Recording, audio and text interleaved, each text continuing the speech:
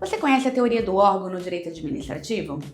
A teoria do órgão, também conhecida como a teoria da imputação volitiva, ela diz respeito aos órgãos públicos. Nós sabemos que a administração pública, um ente público, para ele poder desempenhar de forma mais especializada as suas atribuições, ele pode passar por um processo interno de desconcentração e criar órgãos públicos, que são núcleos complexos de competência especializada. Então, por exemplo, o município pode criar uma secretaria de saúde para desempenhar, então, as atribuições naquela área de forma mais especializada para os seus munícipes. E o que nós precisamos entender? Que o órgão público ele é composto por quem? O órgão público ele é composto por servidores públicos, por agentes públicos.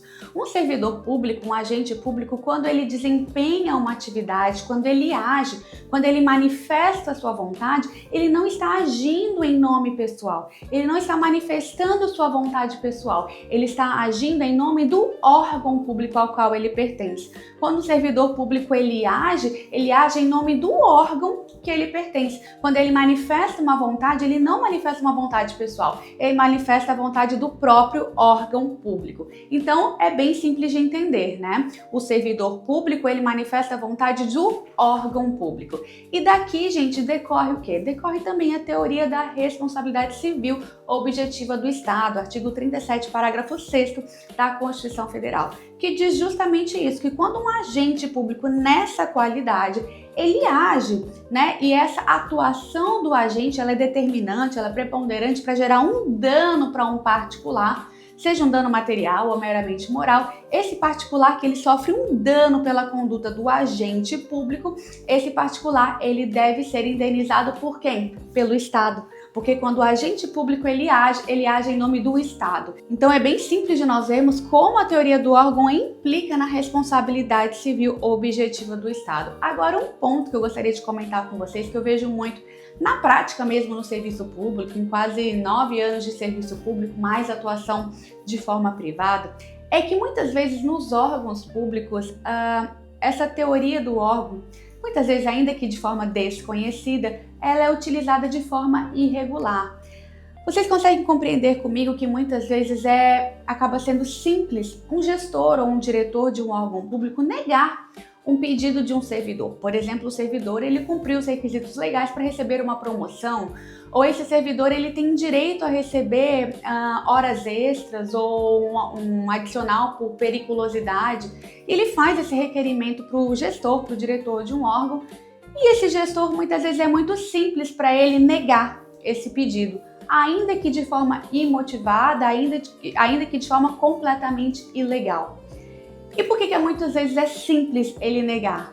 Porque ele sabe que se esse servidor ele for entrar na justiça para requerer o seu direito, ele não vai ajuizar uma ação contra o diretor daquele órgão público. Aliás, ele não vai ajuizar nem a ação contra aquele órgão público. Essa ação tem que ser ajuizada contra o ente público, por exemplo, contra o município, né? Porque o município sim tem personalidade jurídica. Então vocês conseguem compreender como muitas vezes é simples para um gestor, para um diretor negar o direito de um servidor, ainda que de forma ilegal, como eu já falei. E muitas vezes o servidor tem que ouvir aquela famigerada frase, né? Não gostou, vai buscar os seus direitos. Porque o que esse gestor pensa? Olha, vai para a justiça, vai buscar os seus direitos. Assim, parece muito simples, porque a responsabilidade não vai cair sobre ele. A responsabilidade vai cair sobre o ente público, que esse sim vai ter que ressarcir esse servidor, vai ter que indenizar esse servidor.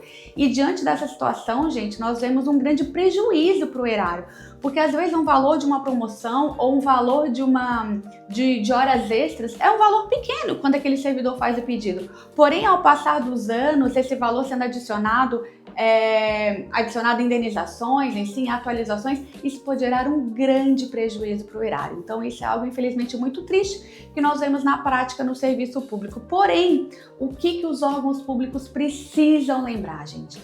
Que a responsabilidade do Estado, ela é objetiva, né, para esse particular que foi lesado. Mas essa responsabilidade civil do Estado, ela é subjetiva em relação ao agente que deu causa a esse dano.